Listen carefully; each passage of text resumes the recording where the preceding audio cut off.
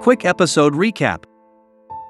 Ms. Sawada announces the upcoming ball sport competition to the class, and gym class became a period for the students to practice for the coming games.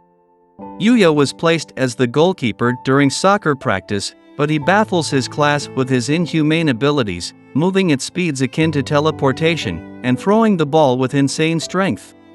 Due to this, the students debate which sport to place him in, and ultimately leave it to rock paper scissors to decide.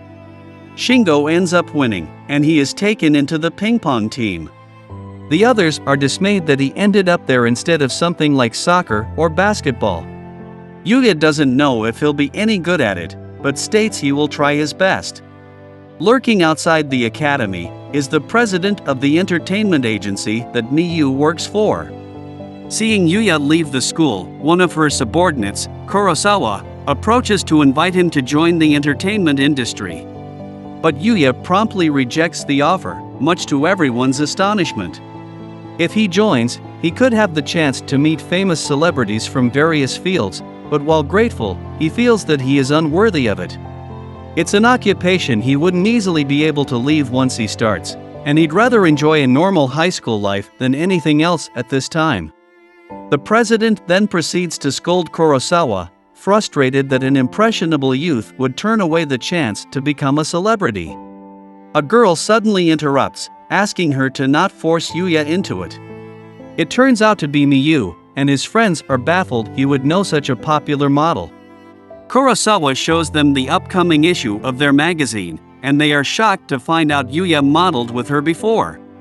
He brushes it off as a series of chance events, and Miyu apologizes for her president, stating she can get a bit forceful at times.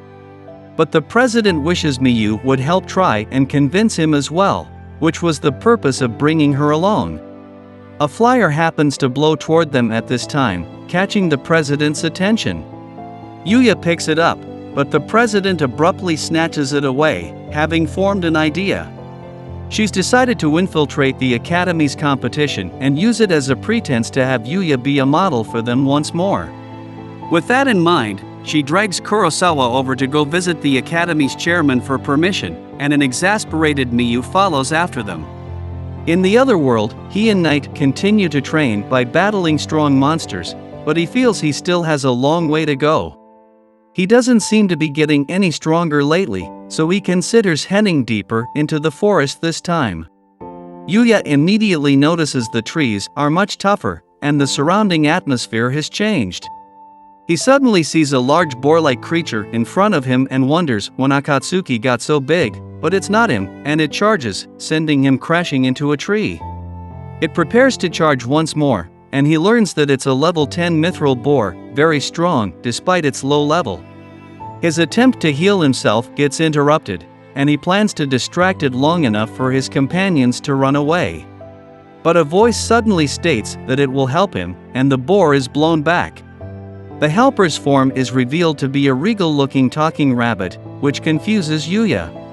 As the boar charges at him, it completely eviscerates it, making it disappear into pink light.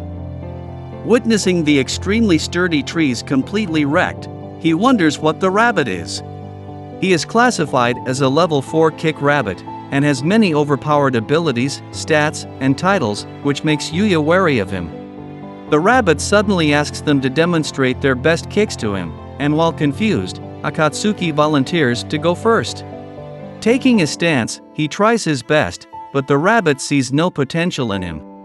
Knight goes next, and unlike before, the rabbit sees untapped potential. He has Yuya also try, and upon showing his best attempt, he gets satisfied with his talent.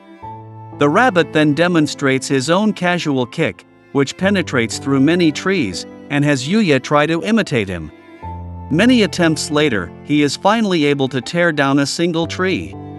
Feeling Yuya met his minimum standard, the rabbit then decides to fight him. It's an intense series of sparring sessions that span many days, and Yuya finally questions why the rabbit wants to train them. He's chosen him as his successor, and he explains that the divine has a duty to train apprentices and pass on their techniques. The title of divine is given by the planet to those who have mastered their fields, and are the ones chosen to protect the world against the vile. The vile are beings of malice given form, and are the enemies of the divine. Yuya wonders if he can decline the position of his successor, and the rabbit allows him to refuse, but the fight against the vile is inevitable, and they need more allies. Seeing Yuya's limitless potential was why he wanted him as his successor, but Yuya still declines. However, he wishes to become strong enough to protect those that he cares for, and the rabbit agrees to continue training him. In exchange, he asks Yuya to teach him magic instead.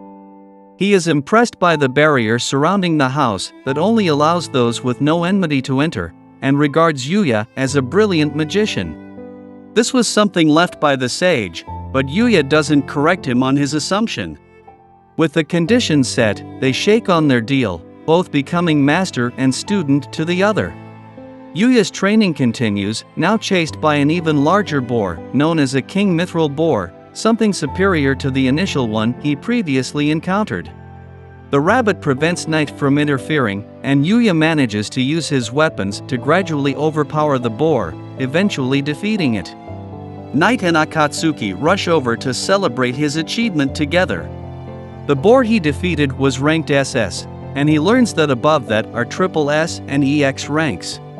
However, the vile are still a rank above that at the legendary rank, making them impossible to beat alone.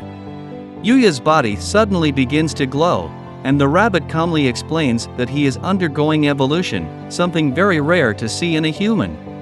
With everything settled, the rabbit tells him to rest and leaves.